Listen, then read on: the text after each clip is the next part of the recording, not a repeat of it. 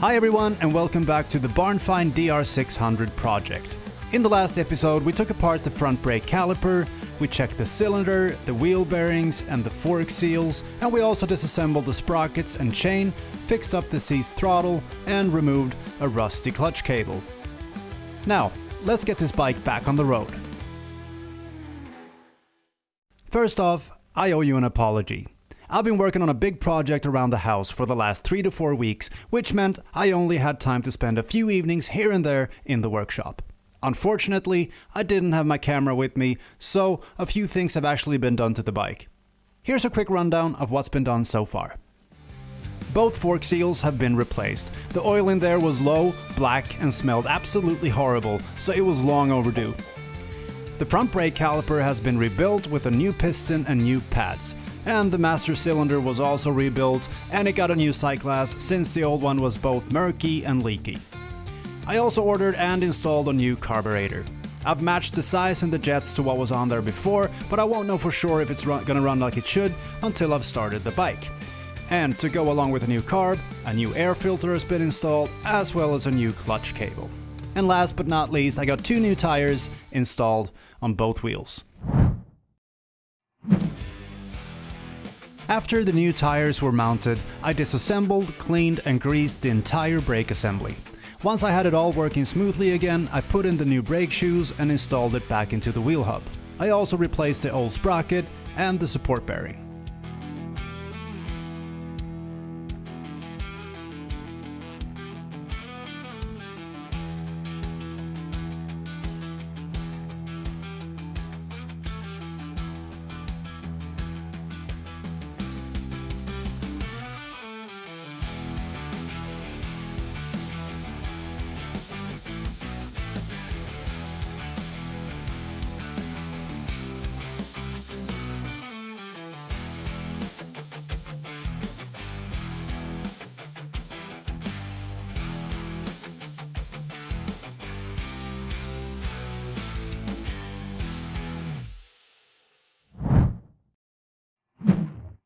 With the brake system completely empty of fluid, it's time to bleed it. First, fill up the master cylinder with the correct fluid. Next, get a fitting hose, feed it through the ring end of a spanner and put this on the bleed nipple on the caliper. Before you start the main bleeding process, gently pump the brake lever several times to get the larger air bubbles out of the master cylinder itself. This primes the system. Once you're no longer seeing air bubbles, you can begin the main bleeding process. Open the bleed nipple, squeeze the lever tightly and hold it, close the bleed nipple, and then, only then, let go of the lever. Repeat this until clean brake fluid without any air bubbles is traveling up the hose. With the new front sprocket installed, we can now reinstall the rear wheel and put on a new chain.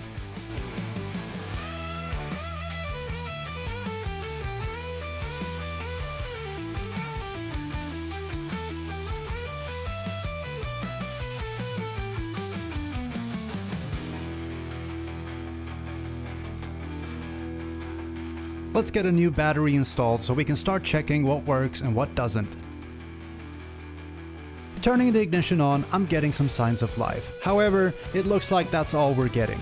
The only thing working is the position light and the headlight. Everything else is completely dead. No indicators, no taillight, no brake light, and nothing on the instrumentation.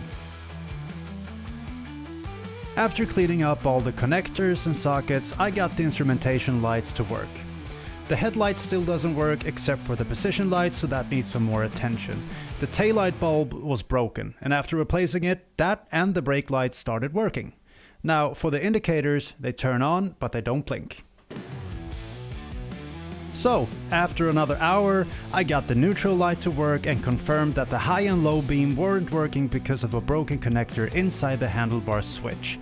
However, I had a spare flasher relay laying around, so I swapped it out and that got the indicators back in working order. The high and low beam switch had completely crumbled inside, so there wasn't much I can do to fix it.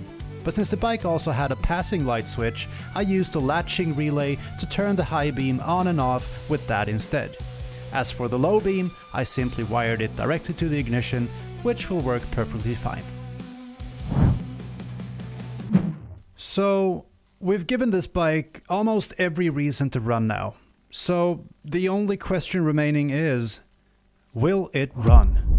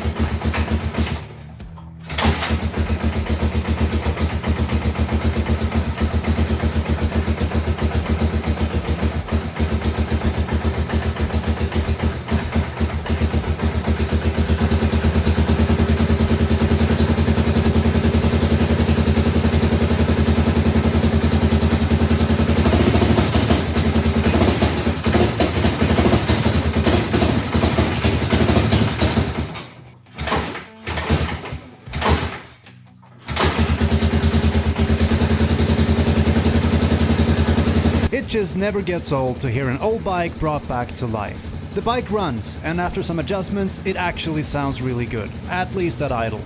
This was the first startup attempt, and the smoke you see is coming from old oil and dirt around the cylinder and exhaust. Nothing to worry about, this will disappear after a few heat cycles. I can't see any leaks, and the engine runs and sounds healthy. But, as you can hear, as soon as I give it some gas, it bogs down and dies, even just with a slight twist of the throttle. So, it's likely not getting enough fuel. I'll probably need to adjust the throttle needle or the main jet, or maybe both. And keep in mind, since this new carburetor doesn't have an accelerator pump, I only have the pilot jet, the main jet, and the needle to work with. But before I get into any of that and attempt another start, I could hear some exhaust leaks. So I went ahead and replaced the exhaust seals and installed a new joint between the exhaust and the muffler. By draining the float bowl and removing it, we get access to the jets inside the carburetor. I'm gonna replace the main jet here with one that's 1 or 2 sizes larger and see how the bike runs. And if you remove this plastic thingy, you get access to the pilot jet, which, as we mentioned, is mainly responsible for the idle circuit, which is working fine on the bike for now.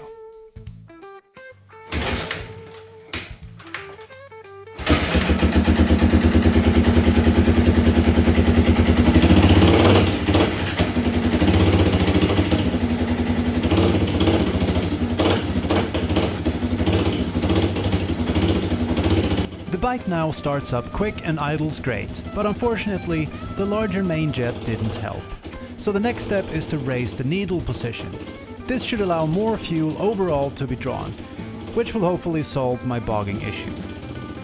However, there is one more thing we really maybe should have checked before we even tried to start the bike, and that's the valves. So we're gonna let the engine cool all the way back down and then we'll adjust the valves.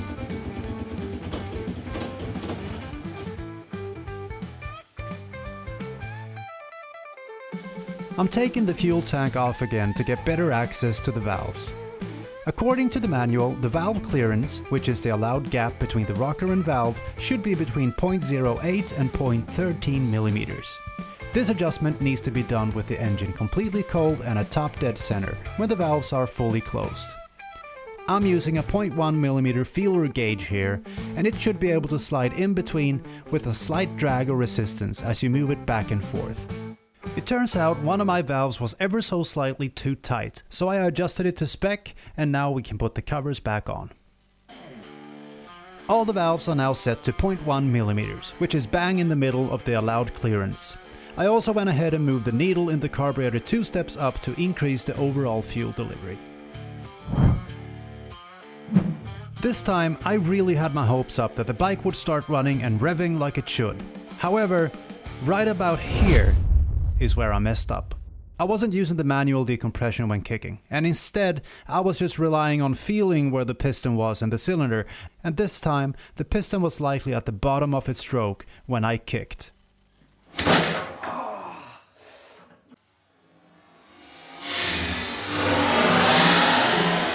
What happened here was the bike's way of getting sick of me, so it gave me a massive kickback. I know it doesn't look too bad on camera, but believe me, that really hurt my foot. Akta er för kickbacks. Yeah, and that's Swedish for watch out for those kickbacks.